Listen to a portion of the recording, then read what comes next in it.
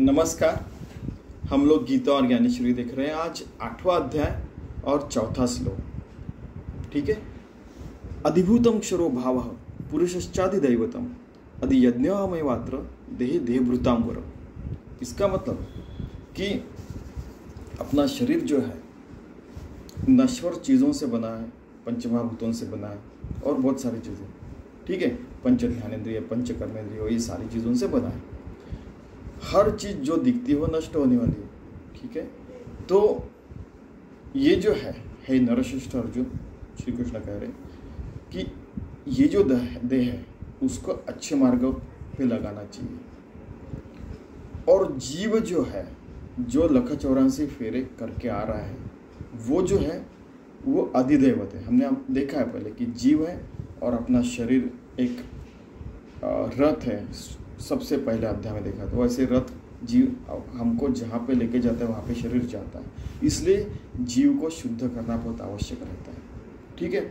और इसी देह में अपने जीव को शुद्ध करके सात्विक भाव में, सात्विक गुणों की तरफ हमने लगाया, अच्छे कर्मों की तरफ लगाया, तो क्या हो जाता है कि हमारा हर कर्म 24 घंटे और 7 के 7 दिन हम भगवान को समर्पित कर सकते हैं और उसको फिर पूजा कही जा सकती है। उसको यज्ञ कहते हैं। फिर कोई भी उठता है, कुछ भी यज्ञ करता है अपनी इच्छा पूर्ति के लिए, मैं ऐसा करूँगा, मैं ऐसा होऊंगा, वैसा होऊंगा, उसको यज्ञ नहीं कहते। यज्ञ यही है कि परमात्मा से एक रूप होना। जब हम लोग यज्ञ करते हैं, जैसे 24 घंटे कर्म और पूजा करने का, तो हमारा जीव शुद्ध हो जाता है और फिर हमारा अधिभूतिक, अधिदैविक और ये जो रहता है और अधियज्ञ जो शुरू हो जाता है, उससे हमारा जीव परमात्मा से एक रूप हो जाता है। जैसे उन्होंने फिर ज्ञानेश्वर महाराज ने उदाहरण दिया है कि जैसे शुद्ध सोना रहता है जिसमें कुछ भी मिलावट नहीं है, ऐसा शुद्ध सोना हम हो जाते हैं। जैसे स्फटिक आर पार दिखता है, वैसे परमात्मा हमें आर पार दिखता है। आर पार का मतलब केवल परमात्मा। आर पार की लड़ाई वगैरह जो फालतू चीज़ें वो शब्दों में नहीं पढ़ने में। आर पार यानी केवल परमात्मा, जो आर पार दिखता है, यहाँ से वहाँ तक हर जगह आर पार, उसी को परमात्मा कहते हैं। वैसे परमात्मा से हम लोग एक रूप हो जाते हैं और फिर अखंड योगी, अखंड भक्त हो जाते हैं हम लोग और भगवान से सतत एक रूप रह के भगवान की पूजा हमारी सतत होती रहती है। ऐसा ये श्लोक का अर्थ है और ऐसा जीवन हमने जीना चाहिए, ऐसे श्री कृष्ण और ज्ञानेश्वर महाराज कह रहे हैं। अभी ज्ञानेश्वर महाराज इसको विस्तार से बता रहे हैं। आता अधिभूत जे म्हणिपे ते सांगो संक्षेपे तेरी होय आणि हार पे अब्र। जैसे अभी अधिभूत जो है वो पंचमहाभूतों से बना है। वो जैसे आकाश में अब्र यानी बादल आते हैं फिर चले जाते हैं, वैसे सारे जीव आते हैं, कर्म करते और निकल जाते हैं यहाँ से। ठीक है। ये आपको मैं संक्षिप्त में बता रहा हूँ, ऐसे ज्ञानेश्वर महाराज कह रहे हैं। तैसे असते पण हाच नाही होय हे साच, ज्या ते रूप आणि ती पाच मिळते, उसको पंच ध्यानेंद्रिय, पंच कर्मेंद्रिय रहते।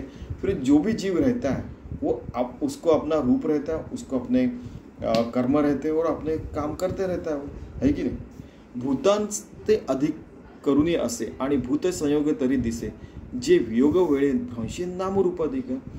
सारे पंचमहाभूतों से इतने सारे भूत यानी इतने सारे जीव बने हैं, इतनी सारे शक्तियाँ, इतनी सारी चीज़ें बनी हैं।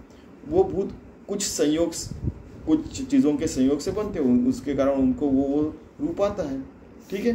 तो वो सारे चीज़ें उनको नाम रूप रहता है और अस्तित्व में आते हैं, ऐसा हमको लगता है। वैसे तो वो सारे हमने पहले देखा कि ये सपन के अंदर का स्वप्न है। ठीक है। वो भी देखते, वो भी आया आगे। तया ते अधिभूत म्हणजे मग अधिदैव पुरुष जाणीजे जेणे प्रकृतीचे भोगीचे उपार जेले। ठीक है। कि ये अधिभूत हो गया जो पंचमहाभूतों से बना है, जो नाशीवंत है। मग अधिदैव पुरुष जानिए जेणे प्रकृतीचे भोगीचे, जो जीव रहता है वो सारा भोग लेता है, कर्म करता है, उसके भी भोग उसको भोगने पड़ते हैं और फिर वो 184 फेरे में ऐसे चलते रहता है। जो चेतने, वो जो जीव है उसको अधिदैव कहते हैं। हाँ, ठीक है। जो चेतनेचा चक्षु, जो इंद्रिय दशींचा अध्यक्ष, इंद्रिय देशींचा अध्यक्ष, जो देहास्तमानी वृक्ष संकल्प विहंगमाचा। कि जो चेतना वो जिसको रहती है, जो चेतना के चक्षु से देखता है और वो सारे इंद्रियों का अध्यक्ष रहता है। जैसे श्री कृष्ण अपने रथ का चालक रहता है, वैसे ही वो अध्यक्ष कौन रहता है? जीव रहता है। इसलिए जीव को शुद्ध रखना आवश्यक है। और वो देहस्थ माने कि जब देह जाता है, वृक्ष जैसे गिर जाता है, वहाँ जैसे वृक्ष गिरता है तो वहाँ के उसके ऊपर पंछी बैठा रहता है, वो वृक्ष गिरते हुए दिखता है तो उड़ जाता है। क्या सुंदर संकल्पना है। वैसा है, जब देह गिरता है तो वो जीव उड़ जाता है यहाँ से। ये सुनने के बाद फिर से किसी ने बोला था, और ये मेरी हजारों डिग्रियां, हजारों पैसे, हजारों सब कुछ जो भी है पूरा ऐसा ऐसा करके चरणों में रख देना चाहिए। क्या लैंग्वेज है। कि जब अपना देह गिरता है तो अपना जीव जो ऐसा पंछी के जैसे उड़ जाता है, फिर या तो वो परमात्मा से विलीन हो जाता है अगर हमारी साधना अच्छी रही तो, या तो दूसरे जीव में चला जाता है, यानी दूसरे शरीर में चला जाता है। सॉरी, वो जीव जो परमात्माची परी दुसरा जीव हे परमात्मा ही रहता है, जे अहंकार निद्रा निदसुरा म्हणून स्वप्नींच्या बोर बारा संतोषी क्षण, कि उसको अहंकार आया इसलिए वो जीव बना, अदरवाइज वो परमात्मा ही है। और वो सपने के स्वप्न में है, और उस स्वप्न में हम लोग जो सुख और दुख भोगते हैं, उससे हमको सुख मिला फिर भी हमें क्षीण हो जाता है, यानी हम लोग थक जाते हैं, और बहुत दुख है फिर भी उसमें भी हम लोग थक जाते हैं, क्षीण। यानी देखिए कितना 19 साल के बच्चे का ऑब्जर्वेशन है। 19, 20, 21 साल में तो उन्होंने समाधि ली थी। 18, 19, 20, 21 खत्म। क्या ऑब्जर्वेशन, क्या अनुभव है उनके। देखिए, जीव येणे नावे तया ते आवळीचे आळवीचे स्वभाव है ते अधिदेव जाणे पंचयातने से, कि उसी को जीव कहते हैं जो ये सारी चीज़ें देख रहा है, सुन रहा है, कर रहा है, फिर वो पूरे कर्म विपाक के सिद्धांत में आता है, फिर उसको लख 84 फेरे उसको भोगने पड़ते हैं, तो उसी को अधिदैव कहते हैं। और वो पंचयतनी से, यानी कि पंच ज्ञानेंद्रिय, पंच कर्मेंद्रिय, पंच महाभूत, इसमें सारे इसमें वो घूमते रहता है बेचारा। और उसका स्वभाव दैवी स्वभाव हो जाना चाहिए, तो फिर वो अपने स्वभाव से एक रूप हो सकता है जो परमात्मा का स्वभाव है। ये सावध भी कर रहे हैं। आता येची शरीर ग्रामे जो शरीर भावाते उपशमे तो यदि अधियज्ञ एथगावे पंडुकुमारा। इस शरीर रूपी गांव में खुद को शरीर समझ के जो अधियज्ञ कर रहा है, तो कभी कभी उससे गलती हो सकती है, लेकिन वो भगवान का कार्य ऐसा करके कर रहा है तो गलती शायद ही हो सकती है। देखिए कितना सुंदर है। येर अधिदैवाधिभूत तेही मीची कीर समस्त परी 15 कीड़ा मियत काय साके नहे, कि वैसे देखा जाए पंचमहाभूतों से हम लोग अधिदैवी, ये जीव अपना काम कर रहा है, वैसे वो मेरा ही काम कर रहा है, लेकिन वो खुद को जीव समझ रहा है, देह समझ रहा है, इसलिए वो जो है खुद को मैं समझ रहा है, जीव समझ रहा है, देह समझ रहा है, वो उसका कीड़ा है। कीड़ा का मतलब उसके ऊपर वो लगा हुआ दाग है। वो जैसे निकल जाता है वैसे परमात्मा से एक रूप हो जाता है, उसको पता चल जाता है कि परमात्मा ही। कितना सुंदर। कैसे, ये कैसे होता है?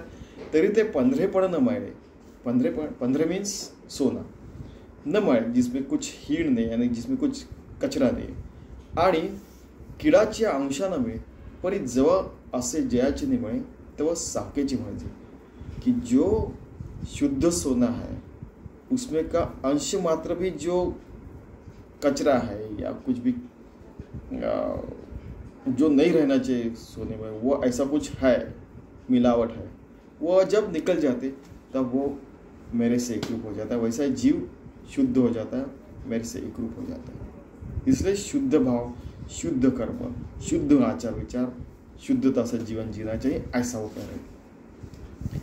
तैसे अधिभूतादी आगवे हे अविद्येचे नहीं पालवे झाकले तो मानावे वेगळे ते, ऐसे कि ऐसे अधिभूत जो है पंचमहाभूतों से बना है, फिर अविद्या अपने मन में आती है, ऐसा है वैसा है, फिर हमारा वो सोचना चलना फिरना, फिर ये जो अविद्या रूपी संभ्रम में हम जब आ जाते हैं तब हम भगवान से खुद को अलग समझते हैं, नहीं तो हम भगवान से एक रूप ही रहते हैं.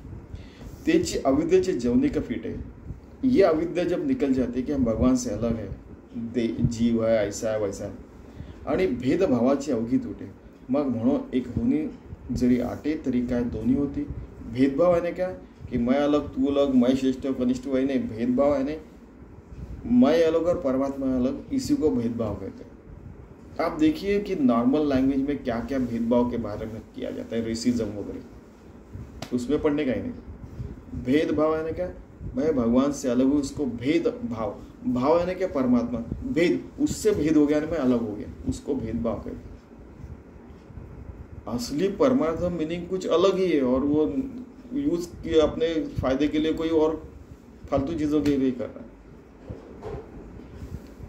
यहाँ पे आप देखिए, मैंने मराठी में बोला था कि दूसरे होगी के बारे में कहा था, लेकिन यहाँ पे भी आ रहा है कि साधु संतों के विचार, जो आत्मज्ञानी लोग हैं उनके विचार कुछ अलग ही रहते हैं, और जो धर्म का बिजनेस, धर्म का व्यापार कर रहे हैं, या फिर मैं ये हूँ वो हूँ और सारे झगड़े झुगड़े होते रहते, वो कुछ अलग ही रहते. लोग साधू दिसते वेगळा आहे, पण इथे मिळून एकीचे झाले देहातीत वस्तू. हर धर्म के, हर संप्रदाय के जो असली साधु रहते हैं वो कभी झगड़ा करते हुए दिखे नहीं मेरे. वो खुश होते हैं एक दूसरे को मिलके, लेकिन फिर जो अपना फायदा करने वाले लोग रहते हैं, वो व्यापार करने वाले लोग रहते हैं, वो अलग ही है. या युद्ध लगाने वाले भी रहते हैं लोग, उसमें उनमें पढ़ने का नियम है. ऐसा वो क्लियर यहाँ पे बताया गया है शुद्ध जीवन जीने का. क्योंकि अशुद्धता जो रहती है वो कैसे रहती है. पै केशांचा गुंडाळा ठेवली स्फटिक शिळा, ते वरी पाहिला डोळा तो भेदिली गमली. मीन्स ऐसे स्फटिक शिला है, पूरी आर पार है वो, पूरा यहाँ से उधर देखा तो सब कुछ दिखता है, इतना आर पार कांच जैसे. लेकिन उसके ऊपर अपने बालों का अगर ऐसा गुच्छा गिर गया है या फिर उसमें कुछ कचरा गिर गया है तो हमें आर पार नहीं दिख सकता. भाई केशाचा गुंडा, केश ठेवली स्फटिक शिळा, ते वरी पहिला डोळा तो भेदिली गमली. तो हमको लगता है कि वो तो शायद उसमें क्रैक गिरी, इतना भी लगता है, मैंने भगवान टूटा ऐसे दिखता है. बहुत खतरनाक है, बहुत ही जबरदस्त लँग्वेज आहे. पाठी केश परवते नेले आणि भेदले पण काय नेळ झाले, तरी डाक देऊन सांदिले शिवते काय. उसमें जो कचरा था, हमको कभी कभी लगता है कि अगर ऐसा एक ऐसा बाल ऐसा आ गया तो हमको लगता है कि अरे स्फटिक में तो वो टूटी हुई क्या, वो कचरा बाजू में करते लगते कि नहीं स्फटिक किया तो अखंड है, वैसे परमात्मा तो अखंड है. तो नातेची अखंडची आयती वरी संगे भिन्न गमली होती, ते सारेल्या मागोती जैसी का तैसी. वैसे परमात्मा अखंड स्वरूप है, लेकिन हमारे मन में जो विचार है, हमारी जो सोच और विचारधारा है, उसके कारण ये अलग अलग सारी चीज़ें दिखती है. सच पूछा जाए तो परमात्मा अखंड है, हर जगह है. हमारे सकट और सारे ब्रह्मांड, अनंत कोटि ब्रह्मांडे, आयाम, विविध डायमेंशन जो भी सोचे, हर जगह परमात्मा ये अखंड है. हमारा विचार उसको खंडित करता है, ऐसा उनका कहने का मतलब. बाप रे. अरे एक बार स्वामी जी की शिष्य डॉक्टर नगरकर कहते थे कि कहाँ से कहाँ की बातें करते हैं, कितनी ऊंचाई से बातें करते हैं. हम लोग सामान्य जीवन जीते अगर उस ऊंचाई पे हम लोग जीने लगे तो हम क्या नहीं कर सकते पूरी मानव जात. यानी ये मैं ऐड कर रहा हूँ, मानव जात क्या नहीं कर सकती ये मैं ऐड कर रहा हूँ, लेकिन उन्होंने बोला था कि किस लेवल तक वो सोचते थे और जीते थे. वैसे हम अगर हम सब लोग जीने लगे तो क्या नहीं कर सकते, ये मैं ऐड कर रहा हूँ. देखो कि सारे साधु संत भगवान से जो एक रूप हुए हुए ऐसे ही बातें करते. ज्ञानेश्वर महाराज भी देखिए, ते अहमभावात जाय तरी ऐक्यते आधीची आहे, हेची साची जीत होय तो अधिक निघू. कि जब अहंता निकल गई तो 24 घंटा 7 भी दिन हमारा अध्ययन इस देह से होते ही रहेगा. हम भगवान से समर्पित होते ही रहेंगे, सतत एक रूप होते ही रहेंगे अपने स्वभाव. देखिए कितना सुंदर. पैगा आणि आम्ही तुझं सकळ यज्ञ कर्मज सांगितले का जे काज मनी धरुनी. अगर जो भी काम भगवान ने बताया वो हमने किया तो हमारा आदि यज्ञ होते ही रहता है। तो किसी ने बोला कि कैसे समझेगा कि भगवान ने हमको ये काम करने को बताया। पहले एक बार आप शुरुआत कर दीजिए। 12 साल 24 साल के बाद हमें पता चलता है कि कौन सा काम करने से हमें आत्मानंद प्राप्त होता है, फिर हम लोग वही काम करने लगते हैं। तो फिर मजाक करते हैं ना, वो जैसे बचपन में एक 8 साल का बच्चा था, बोला ये मैंने पिछले साल ही पढ़ा है और ये सारे मैंने आचरण में लाया। अच्छा भैया कितने साल का? आज मैं 9 साल का हूँ, 1 साल से मैं ही कर रहा हूँ। तो ऐसे करते करते ये मजाक स्वामी जी तक पहुँचा। तो स्वामी जी बोले देखो हमारे यहाँ 8-10 साल के बच्चों को जो समझता है वो शायद बाहर में 50-50 100 साल के लोगों को भी समझता नहीं होगा। यानी 5 से 10 साल तक पूरी गीता अगर सुनी रही तो हमारा काम वो करने वाले कितने शुद्ध रहते होंगे ज़िंदगी पर। आप सोचिए, इतना शुद्ध जीवन जिएगा और जिएंगे तो कितना शुद्ध काम होगा आगे जाके। हम लोग पृथ्वी माता पे स्वानंद बोध पाठन, राम राज्य, और जहाँ पे भी जाएंगे वहाँ पे राम राज्य निर्माण कर सकेंगे। देखिए उसी को आदि यज्ञ कहते हैं। तो श्री कृष्ण जी कह रहे हैं कि ऐसा जो शुद्ध काम होता है वो आदि यज्ञ में ही हो। ठीक है। पैगा आम्ही तुझं सकाळ यज्ञ कर्मज सांगितले काज मनी धरुनी, की जो मन में जो काम आया, जो काम कर रहे हैं वो सब भगवान ने बताया, हम लोग काम कर रहे हैं। तो फिर हमने देखा कि कैसे कुछ साल बाद पता चलता है कि अरे ये काम हमारे लिए रखा है तो हम लोग यही करेंगे। ठीक है, इस काम के लिए हमारा जन्म हुआ तो हम ऐसे करेंगे। इसका मतलब क्या है कि विशेष कार्य करते कि नहीं। जैसे रमन महर्षि का उदाहरण बताया था कि वो भी बागवानी करते थे, वो यानी पेड़ लगाते थे, फूल लेते थे, अपने खुद फूल तोड़ के लाके पूजा करते थे। सब सामान्य लोग जैसे जीते वैसे वो भी जीते। फिर याज्ञवल्क्य की कथा भी सुनी थी, उनको पत्थर खाने को दिया, मिर्च खाने को दिया। अरे बाबा, हम लोग भी मानव देह है तो मानव का ही खाना खाते हैं। हम भी शाकाहारी, शाक यानी कि कंदमूल वगैरह जो है सब खाते हैं। हम पत्थर थोड़ी खाते हैं। योगी होने के बाद हम लोग कुछ विशेष कुछ नहीं करते। सिर्फ अंदरूनी जो मन देह बुद्धि, जो देह बुद्धि वो परमात्मा से एक रूप हो गए रहते हैं और हम लोग आत्मबुद्धि से एक रूप रहते हैं। बस इतना ही फर्क है और कुछ नहीं। मनी धरून ऐसा उनका कहना है। तो हा सकळ जीवांचा विसावा नैष्कर्म्य सुखाचा ठेवा, पर हे उघड करून पांडवा दावी जात असे कि जीव को असली सुख कहाँ पे मिलता है? जब वो परमात्मा से एक रूप हो जाता है। फिर नैष्कर्म्य सुखाचा ठेवा, उसको नैष्कर्म्यता कब प्राप्त होती है, कब समझ में आती है कि जो परमात्मा से एक रूप होता है, सब काम करने के बाद भी जैसे शाम को लगता है वाह आज का दिन क्या गया मस्त। ठीक है, चाहे आप कुछ खेले, चाहे पढ़ाई करें, चाहे खाना पकाए, चाहे ऑफिस के काम करें, कुछ भी किया, फिर भी शाम को लगता है अरे वाह क्या दिन गया, क्या मस्त काम किएगा आज। फिर अच्छी नींद आती है, निद्रा समाधि स्थिति अच्छा 24/7 सातों के 7 दिन 24 घंटे अपनी पूजा होते रहती है। फिर नैष्कर्म्यता, अरे मैंने सब किया लेकिन मैंने किया ये तो भगवान ने करवा लिया, ऐसे पता चलता है। ऐसा उघड़ करुणी पांडव, ऐसा खुला करके यानी विस्तार से पांडव यानी अर्जुन को श्री कृष्ण बता रहे हैं। पहिले वैराग्य इंधन परिपूर्ती, इंद्रिया नळीची प्रदीप्ती, विषय द्रव्याची आहुति देऊन या।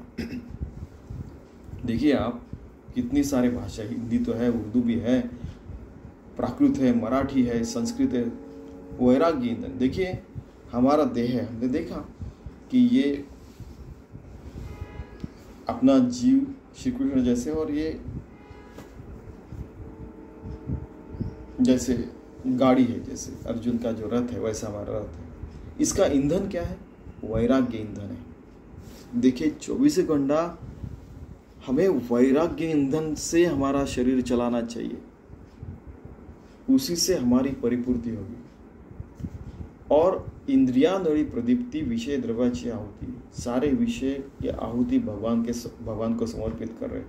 हम क्या करेंगे, क्या विषय, क्या उपभोग लेंगे? हम लोग खाना पीना हर रोज का करेंगे, सोएंगे, जो आवश्यक है उतना ही। विशेष तो कुछ पत्थर थोड़ी खाते नहीं, खाना खाते। तो वैसे आवश्यक वो सारे इंद्रियों को सारी चीज़ें देनी चाहिए और सारा भगवान को समर्पित करना चाहिए। देवनिया तो हम करने वाले कौन है? हमारे शरीर से वो सारा समर्पित कर लेता है भगवान, और फिर पता चलता है कि अरे ये हुआ कैसे, फिर वो आश्चर्य पश्चात ये न कैसे।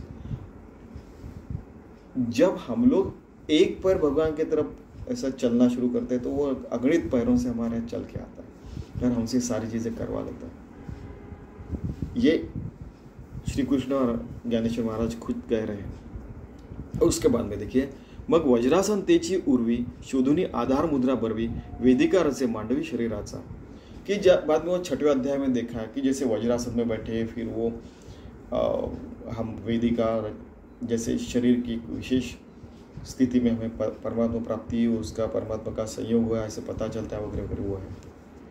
लेकिन ये हमें 24 घंटा में प्राप्त हो जाता है। फिर जैसे आदि यज्ञ अगर भगवान को समर्पित होते रहा तो तिथे संयमाग्नीची कुंडे इंद्रिय द्रव्याचे निपवाडे पूजिती उदंडे युक्ति घोषे, कि संयम से अग्नि में ये सारा हवन हम लोग कर रहे हैं तो इंद्रिय द्रव्याचे निपवाडे, तो हम लोग जो है अखंड पूजा करते रहे, सारे खाना खाना, रहना, ये सब कुछ करना, बच्चों की सेवा करना वगैरह वगैरह, पढ़ाना लिखाना, ऑफिस के काम करना, ये सारा करने के बाद पता चलता है शाम को कि अरे मस्त आज क्या दिन गया। फिर ऐसा हर रोज होने के बाद में पता चलता है 12 साल 24 सालों के बाद कि अरे युक्ति घोष है, हम भगवान से एक रूप हो गए, पता चलता है। वहाँ पे युक्ति घोष होने लगता है कि युक्ति घोष को क्या मतलब जय श्री राम, जय अल्लाह, जय जय श्री वगैरह ऐसा नहीं, उसको घोष नहीं कहते। क्या जय जो भी भजन कर रहे हो उसको घोष कहते, उसको घोष नहीं कहते। असली घोष है भगवान से एक रूप हो जाना। अंदर में ऑटोमेटिकली पता चलता है कि घोष चल रहा है, घोष चल रहा है यानी ओंकार ध्वनि चल रहा है, या किसी को पता ही चलता है कि हाँ भगवान से एक रूप है, उसको घोष कहते हैं। युक्ति घोष है, युक्त यानी भगवान से एक रूप हो जाना, युज युंजति योगा, युक्त हो जाना, भगवान से एक रूप हो जाना, उसको युक्ति घोष कहते हैं। अभी क्या है कि सामान्य लैंग्वेज में कोई भी कुछ भी बोलता है, कुछ भी करते रहता है। यानी फिर स्वार्थी लोग आए, जैसे हर फील्ड में बिजनेस घुसा या स्वार्थी लोग घुसे, ग्रीडी लोग घुस गए तो बर्बाद हो जाते हैं सारी चीज़ें। वो कोई भी चीज़ रहो फिर, ठीक है। तो युक्ति घोष, घोष का मतलब भगवान से एक रूप होना, युक्ति यानी भगवान से एक रूप होना, पूजा यानी भगवान की पूजा, संयम यानी भगवान से एक रूप होना। अग्नि के कुंड में हमारा सब कुछ समर्पित करने के बाद क्या रहा? परमात्मा ही रहा। हर शब्द हर गोई में यही अर्थ निकलता है, और वैसी जिंदगी हमने जीनी चाहिए, ऐसा ज्ञानेश्वर महाराज और श्री कृष्ण भी कह रहे हैं। मग मन प्राण आणि संयमो हाची हवन संपदेचा संभ्रमो येणे संतोष विजय निधुर्मो ज्ञानानव, कि इसके बाद में मन और प्राण और संयम सब कुछ भगवान से एक रूप हो जाते हैं। बाद में जो मैं पूजा कर रहा हूँ, मेरा देह अलग है, ये सारी चीज़ें चल रही है, ये जो संभ्रम रहता है वो पूरा ध्यानाग्नि में समर्पित हो जाता है। निधर्मी यानी निधर्मों का मतलब क्या है कि ये सारे धर्मों के परे हो जाते हैं हम लोग, क्योंकि देह का धर्म अलग है, मन का धर्म अलग है, जीव का अलग है, हर पंचमहाभूतों का धर्म अलग है, हर व्यक्ति हर शक्ति का धर्म अलग है। इस सब चीज़ों के परे चले जाते हैं। कोई भी उठता धर्म के बारे में कुछ भी कहता है, उसको धर्म नहीं कहते, इसको धर्म कहते हैं। भागवत धर्म का मतलब क्या? भगवान की पूजा करना, हर कण हर क्षण हर एक्शन से, हर कृति से, ठीक है। ऐसे ने हे सकळ ज्ञानी समर्पे मग ज्ञान ते धी हारपे पाठी ध्येयरूची स्वरूपे निखिल उरे। निखिल परमात्मा ने बिल्कुल दाग रहित आर पार, जैसे हमने देखा, उसको परमात्मा बोलते हैं। तो ये सारा ज्ञान आने के बाद, सब कुछ भगवान को समर्पित होने के बाद, ध्येय ध्येय ज्ञाता और ध्यान, ध्येय क्या है? जो समझ लेना है, ज्ञाता यानी हम लोग, और ज्ञान है जो हम समझ रहे हैं। ये सारी त्रिपुटी हार पे यानी वो घूम जाती है।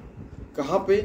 पाटी ज्ञाची स्वरूपी निखिल, जो भगवान से एक रूप हो जाते हैं और भगवान से एक रूप हो गए सारा भूल जाते। अरे फिर तुका म्हणे झाले काहीच है भाई। अरे तुकाराम कह रहे थे कि मैं कुछ और ही समझ रहा था, आत्मज्ञान नहीं है, तो यहाँ पे कुछ का कुछ हो गया, पता ही नहीं चला क्या हो गया।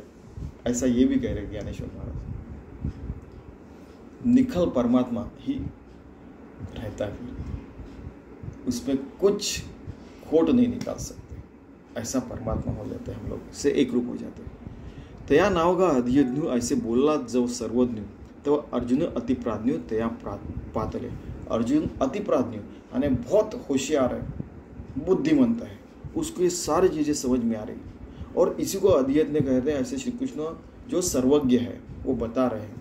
अभी नॉर्मल टर्म में हम लोग सर्वज्ञ ने सर्वज्ञाता बोलते हैं, उस टाइप से वे कह रहे हैं कि वो बता रहे हैं श्री कृष्ण। ठीक है। और हे जाणोनी म्हणितले देवे पार्था परिसतु आहासी बरवे, कृष्णाच्या संतोषासवे येरु सुखाचा झाला।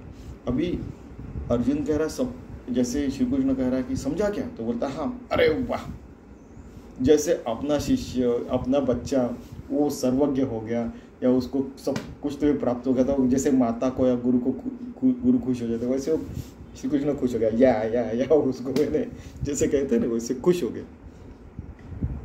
श्री कृष्ण को बहुत सुख हुआ, संतोष हुआ। अरे अर्जुन को समझ में आ रहा है, कितना बढ़िया। देखा बालकाच्या धाईजे का शिष्याचे जहालेपणे होईजे, हे सद्गुरूची ऐकल्याने जाणीजे का प्रसविता। जैसे माता खुश होती है वैसे सद्गुरु खुश होते हैं, वैसे ही अर्जुन को समझ में आया तो श्री कृष्ण खुश हो रहे हैं। ठीक है। फिर से बोल रहे हो, म्हणून सात्विक भावाची मांदी कृष्णांगी अर्जुना आदि न समातसे परिबुद्धि सावरेने देवे।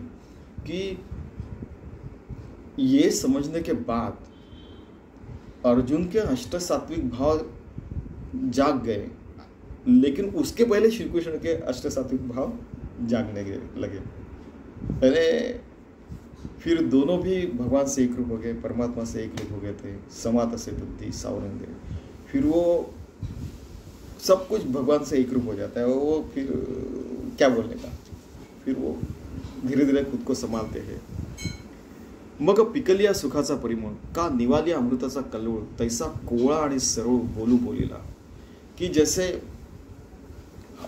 कितने सालों तक हम लोग प्रयास करते हैं, फिर हमें समझ में आता है कि अरे सारे कर्म परमात्मा को समर्पित हो रहे, परमात्मा से हम लोग एक रूप है। कैसे पता चलता है कि जैसे इन्होंने उदाहरण दिए, ज्ञानेश्वर महाराज कह रहे, जैसे पका हुआ फल है या एखादा फूल है, वो दिखने में भी सुंदर है, सुगंध भी आ रहा है, आम हो या कोई भी फल हो, संतरा हो, आम हो, अंगूर हो, कोई भी फल हो, तो वो पका हुआ है, उसमें से सुगंध आ रहा है, दिखने को भी अच्छा, खाने को भी अच्छा है। ऐसा जो है वैसा अर्जुन ने एक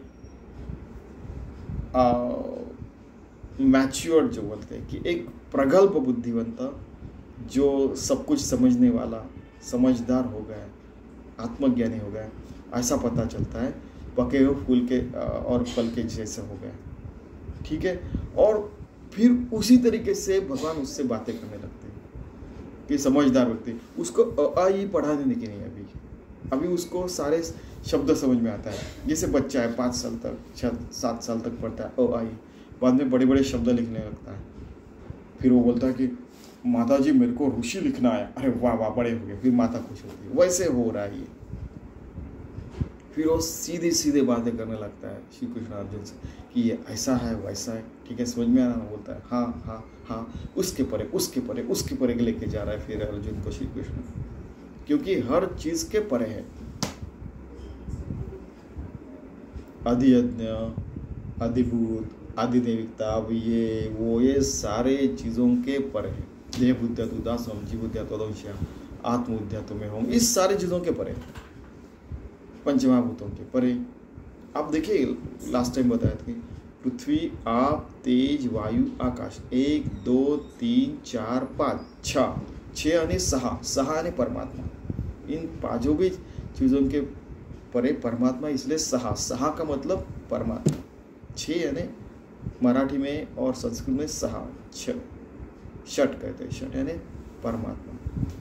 तो परमात्मा से एक रूप हो जाते, वो सीधी सीधी सरल, सीधी बात है, सरल यानी सरल जाना, सरलता से बात करे और अर्जुन को पता चल रहा है। म्हणे परिसणे यांचा या राया ऐके बापा धनंजया, ऐसी जळ सरलिया माया, तीर्थ जाळते तेही जळे। ऐसा समझ में आने के बाद क्या होता है धनंजय यानी अर्जुन, कि सारे कर्म सब कुछ जल जाते हैं, सब कुछ भस्मसात हो जाता है। क्या बचता है फिर? हमारा सब कुछ अंदर का, ये देह नहीं, सब कुछ भस्मसात हो गया। फिर क्या बचे? परमात्मा।